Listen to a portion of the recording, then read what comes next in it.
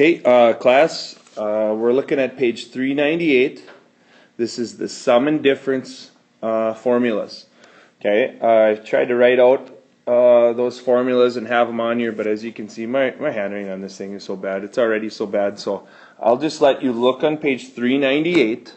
And they have the four formulas we're going to concentrate on are the top four formulas on page 398 in that column sum and difference.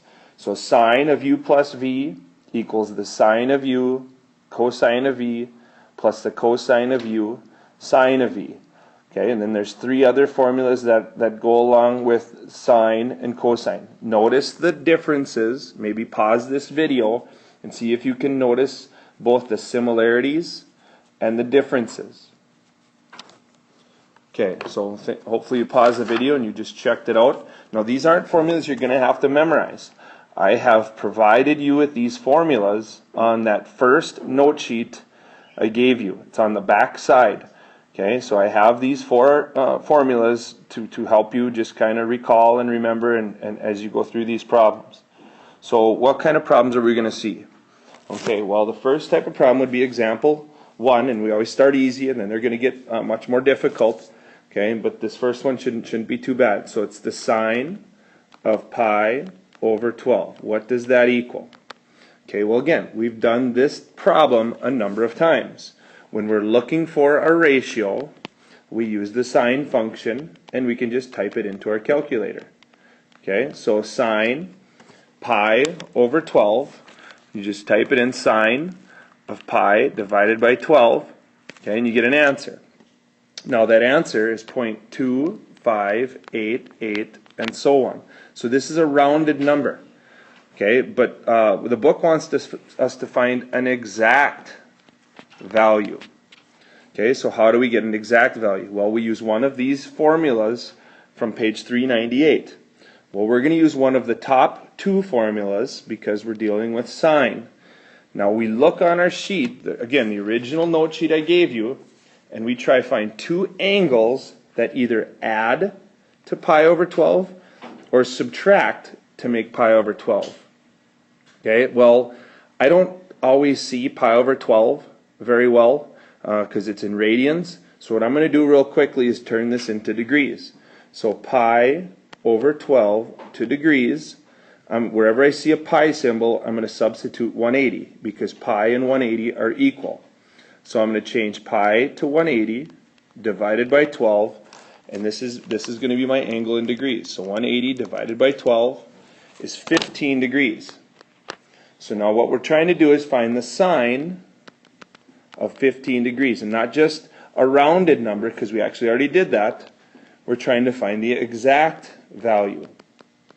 Okay, so what we're going to do is look on the note sheet I gave you, the first note sheet I gave you, flip it over, and we're going to pick two angles that either add to 15 or if I subtract them, I get 15. Okay, and there's a number of different angles you could use. I'm just going to pick two real easy ones.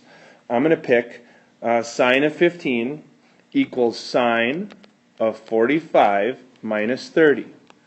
Okay, because 45 minus 30 is 15 degrees. Okay, now I can pick one of those four formulas on page 398.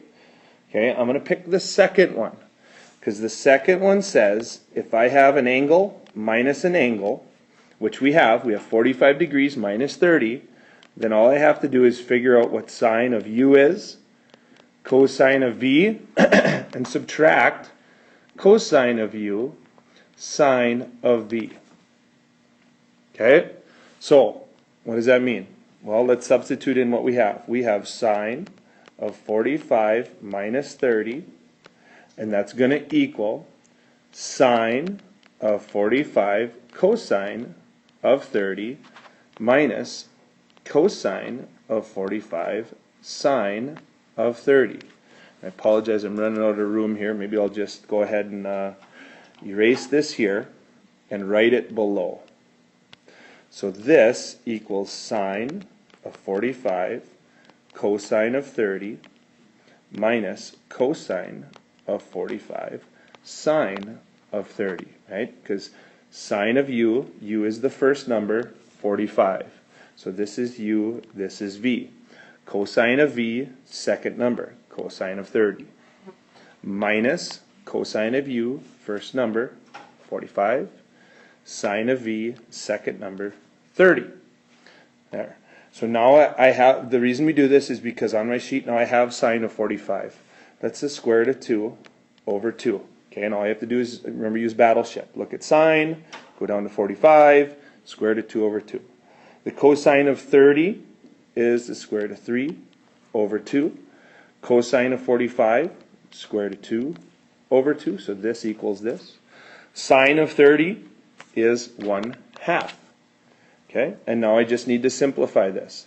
So on top, I have square root of 6 minus the square root of 2. And then all over, 2 times 2 is 4. Okay, and you leave it like this. You can't simplify this any further. Okay, because square root of 2 times square root of 3 is square root of 6. Square root of 2 times 1 is square root of 2. 2 times 2 is 4. This is 4. So I'm going to subtract the top and combine the bottom. So my answer is square root of 6 minus the square root of 2 over 4.